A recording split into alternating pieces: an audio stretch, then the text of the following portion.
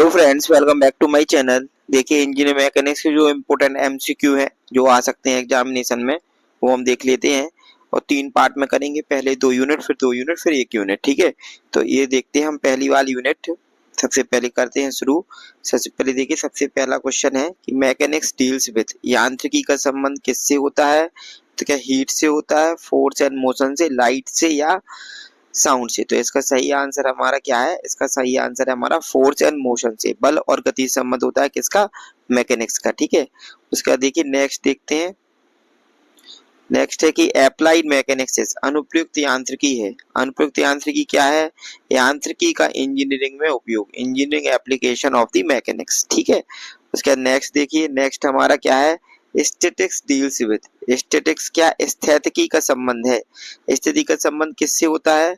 स्थिति का संबंध क्या मोशन से होता है, क्या साम्यावस्था से, घूर्णन से, या त्वरण से? तो इसका सही आंसर क्या हमारा 2 है, इक्विलिब्रियम से, साम्यावस्था से संबंध होता है किसका? स्थितिकी का, है ना, स्टैटिक्स का। उसके बाद देखिए, dynamics is divided into, dynamics को कितने पार्ट में डिवाइड करती हैं? डायनेमिक्स को कितने पार्ट में डिवाइड करती है? 2 पार्ट में डिवाइड करती हैं डायनेमिक को। डायनेमिक क्या होती है? 2 होती है, एक काइनेमेटिक्स, दूसरी क्या होती है? काइनेटिक्स। ठीक है, उसके बाद नेक्स्ट देखिए, रिजिड बॉडी, दृढ़ पिंड वह पिंड है जिसमें शेप चेंज होता है ना, वेट चेंज होता है, वॉल्यूम चेंज होता है। तो ये कोई भी क्वेश्चन सही आंसर सही नहीं है, इसका सही है distance between 2 point remain constant. दो, यदि कोई ऑब्जेक्ट है और उसके कोई हम 2 पॉइंट ले, उनके बीच में यदि डिस्टेंस सेम रहे हमेशा, तो वो क्या कहलाता है? हमारा एक दृढ़ पिंड कहलाता है। इसका सही आंसर क्या है? बी है इसका सही आंसर। ठीक है, उसके बाद नेक्स्ट देख लेते हैं हम कि फोर्सेस, बल क्या है? तो बल क्या होता है? बल एक सदिश राशि होती है। Force is a vector quantity, scalar नहीं होती है, ना यूनिटलेस होता है, ना नन है। इसका सही आंसर क्या हमारा? वेक्टर क्वांटिटी होती है फोर्स। बहुत इंपॉर्टेंट क्वेश्चन है। उसका मास, द्रव्यमान क्या होता है? द्रव्यमान क्या वेक्टर होता है, क्या स्केलर होता है, डेराइव होता है, कि कुछ नहीं होता है? तो इसमें से क्या है कि इसका सही आंसर क्या है? मास क्या होता है? कि स्केलर क्वांटिटी होती है। ठीक है, मास कैसी होती है? एक स्केलर क्वांटिटी होती है, एक कैसी? अदिश राशि होती है। ठीक है, ऐसा यूनिट ऑफ फोर्स। बल की इकाई क्या होती है? बल की इकाई क्या होती है?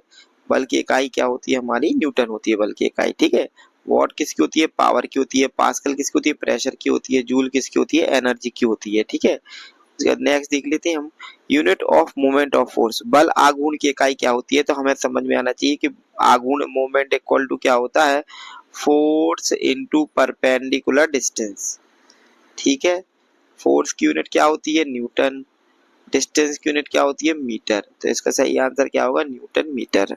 ठीक है, ये बात याद रखना है। उसके बाद नेक्स्ट देखिए, मूवमेंट अभी अभी जो बताया वो ये, मूवमेंट इज इक्वल टू क्या होता है? मूवमेंट इज इक्वल टू होता है फोर्स इनटू परपेंडिकुलर डिस्टेंस। ठीक है, उसके बाद नेक्स्ट देख लेते हैं। नेक्स्ट हमारा बो नोटेशन, बो संकेतन में प्रयोग होता है। तो बो का नोटेशन जब भी यूज करते हैं हम, तो उसमें क्या यूज करते हैं? क्या स्मॉल लेटर यूज करती है, क्या नंबर यूज करते हैं, सिंबल यूज करते हैं? कुछ भी यूज नहीं करते। सही आंसर इसका क्या है? सही आंसर याद रखना है, ए फॉर अमेरिका। क्या है? कैपिटल लेटर यूज करते हैं। वो नोटेशन में क्या यूज करते हैं? हम हमेशा कैपिटल लेटर्स को यूज करते हैं। उसके बाद angle between two forces 180 degree, then उसका रिजल्टेंट क्या होगा? इस तरह के क्वेश्चन आते हैं, तो क्वेश्चन पढ़ के जाना है। P square plus Q square plus 2pq into cos theta होता है। ठीक है, अंडर रूट के अंदर। तो यहाँ से करेंगे हम क्या? P square plus Q square plus 2pq, और cos 180 की वैल्यू कितनी होती है? -1 होती है। ठीक है, तो इधर से अंडर रूट के अंदर क्या आ जाएगा? P square plus Q square minus minus क्या हो जाएगा? 2pq, A square plus B square minus 2ab बराबर क्या होता है? a माइनस बी का होल स्क्वायर। तो p माइनस क्यू का होल स्क्वायर आ जाएगा, और स्क्वायर से ये जो अंडर रूट है और स्क्वायर है, अंडर रूट से स्क्वायर कट जाएगा, तो बराबर हमारा क्या आ जाएगा? p माइनस क्यू। ठीक है, ये क्या लिखा है? 2pq इंटू इसकी वैल्यू कितनी होती है? -1। तो क्या हो जाएगा? P square plus Q square minus 2pq, और minus 2p square plus Q square minus 2pq क्या होगा? p माइनस क्यू का होल स्क्वायर। इससे कट जाए, क्या आ जाएगा इसका सही आंसर? p माइनस क्यू। ठीक है, उसके बाद देखिए नेक्स्ट देख लेते हैं हम इसका। Parallelogram law is used for, समांतर चतुर्भुज का नियम किसके लिए यूज होता है? तो समांतर चतुर्भुज का नियम किस लिए यूज होता है? याद रखना है रिजल्टेंट ऑफ टू फोर्सेस में, याद रखना है resultant of the two forces निकालने में किसका यूज होता है हमारा? हमेशा समांतर चतुर्भुज का नियम पैरेललोग्राम लॉ का यूज होता है। इसका स्टेटमेंट भी आता है, याद रखना है, ठीक है, वो भी पढ़ के जाना है। इसके अलावा जो और भी वीडियो डले हैं वो भी अभी अगर आपको पास समय है तो आप देख सकते हैं। बाकी प्लेलिस्ट और भी सब्जेक्ट की डली हुई है, मैथमेटिक्स 2 की, फिजिक्स 2 की, है ना, और वो भी आगे पढ़ाया जाएगा। आप कमेंट जरूर करते हैं, ठीक है। उसके बाद concurrent forces are those, concurrent force समवर्ती बल वे बल होते हैं जो कि क्या होते हैं? मीट एट वन पॉइंट, जो एक बिंदु पर मिलते हैं उनको हम क्या कहते हैं? संगामी। समवर्ती ऐसी को हम क्या कहते हैं? संगामी बल। इसी को हम क्या कहते हैं? संगामी बल, ठीक है। इसी को हम क्या कहते हैं? संगामी बल, ठीक है। उसके बाद देखिए ये पार्टिकल प्रोसेस, कण में क्या होता है? याद रखना है, कण में क्या होता है? केवल द्रव्यमान होता है, ये बात याद रखनी है, ठीक है। कभी कभी ऐसे क्वेश्चन भी आते हैं। उसके बाद नेक्स्ट देखिए fundamental SI unit of mass, mass की फंडामेंटल यूनिट क्या होती है? तो याद रखना है मास की फंडामेंटल यूनिट क्या होती है? किलोग्राम होती है। द्रव्यमान की मूल एसआई इकाई क्या होती है हमारी? किलोग्राम। और मूल सीधी ऐसे इकाई पूछेगा तो क्या होगा? ग्राम। और एसआई पूछ रहा है तो क्या है इसका? किलोग्राम, ठीक है, ये बात याद रखनी है। उसके बाद next derive unit of force, force की व्युत्पन्न इकाई, व्युत्पन्न इकाई कौन सी इकाई होती है? वे इकाई जो फंडामेंटल इकाई से मिलकर बनती है। ऐसी इकाइयां जो मूलभूत इकाइयों से मिलकर बनती है उनको हम क्या कहती है? व्युत्पन्न इकाइयां कहते हैं, है ना। और अगर आएगा कि फंडामेंटल यूनिट कितनी होती है टोटल, तो कितनी होती है? 7 होती है, ये बात याद रखनी है, ठीक है। उसके बाद इसका सही आंसर तो क्या हमारा ए है, kilogram metre per second square, ठीक है। उसके बाद देखिए principle of transmissibility is applicable to, संचरण का सिद्धांत किस पे लागू होता है? संचरण का सिद्धांत क्या फ्लूइड पे लागू होता है क्या? इसकी तो कोई बात ही नहीं है, गैस की भी बात नहीं है, इसकी भी बात नहीं है, इसकी क्या है? रिजिड बॉडी पे लागू होता है प्रिंसिपल ऑफ ट्रांसमिसिबिलिटी, स्टेटमेंट भी आता है, ठीक है। Polygon law is used for, बहुभुज का नियम उपयोग होता है, किसके लिए यूज होता है? क्या सर्वल कंकरेंट फोर्सेस के लिए यूज होता है? फ्रिक्शन के लिए यूज होता है? सेंट्रॉइड के लिए, सीजी के लिए, इनके लिए तो होता ही नहीं है ना। फ्रिक्शन के लिए होता है, किसके लिए होता है? ये सर्वल कंकरेंट फोर्सेस, कुछ संगामी बलों के लिए यूज होता है क्या? बहुभुज का नियम, ठीक है। उसके बाद देखिए body is in equilibrium where resultant forces, क्या बॉडी इक्विलिब्रियम में कब होती है? जब रिजल्टेंट फोर्स क्या होती है? इज इन इक्विलिब्रियम, जब वो इक्विलिब्रियम होती है तब क्या होता है उसमें? तब वो इक्विलिब्रियम में संतुलन की अवस्था में होती है। किसी पिंड पर परिणामी बल शून्य होता है तो वह क्या होती है?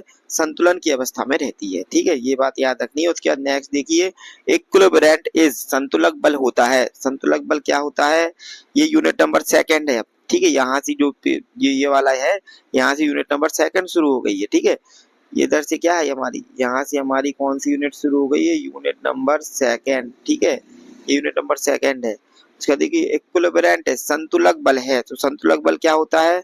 Equal and opposite to the resultant, ठीक है, जो परिणामी बल है उसके बराबर लेकिन विपरीत दिशा में होता है, ये क्या होता है? संतुलक बल।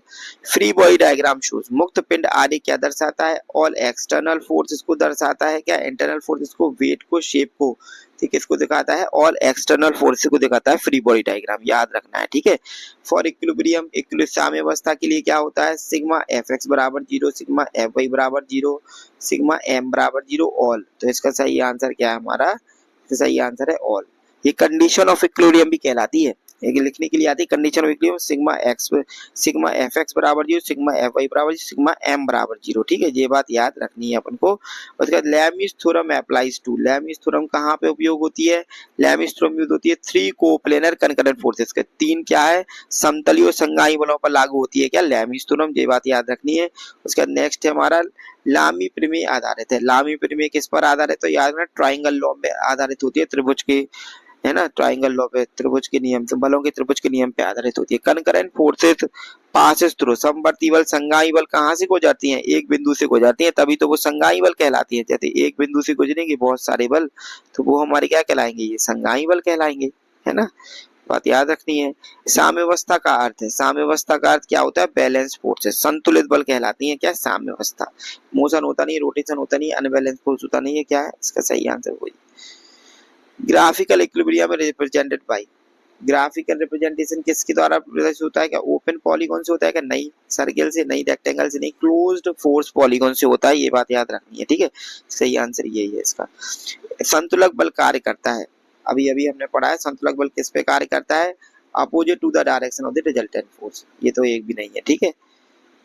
उसके बाद नेक्स्ट है हमारा फ्रिक्शन एक्ट, घर्षण कार्य करता है। अब ये क्या है, यूनिट नंबर 3 है, ये अगले वीडियो में डाली जाएगी। बाकी आप ये वाला वीडियो देख लीजिए, इसके बाद तुरंत इसके बाद दूसरा वीडियो भी डाला जाएगा, आप उसको भी देख लीजिए। एग्जाम के पहले आराम से देख सकते हैं, काफी समय अभी है ना, ज्यादा बड़े बड़े वीडियो नहीं है, छोटे छोटे वीडियो है।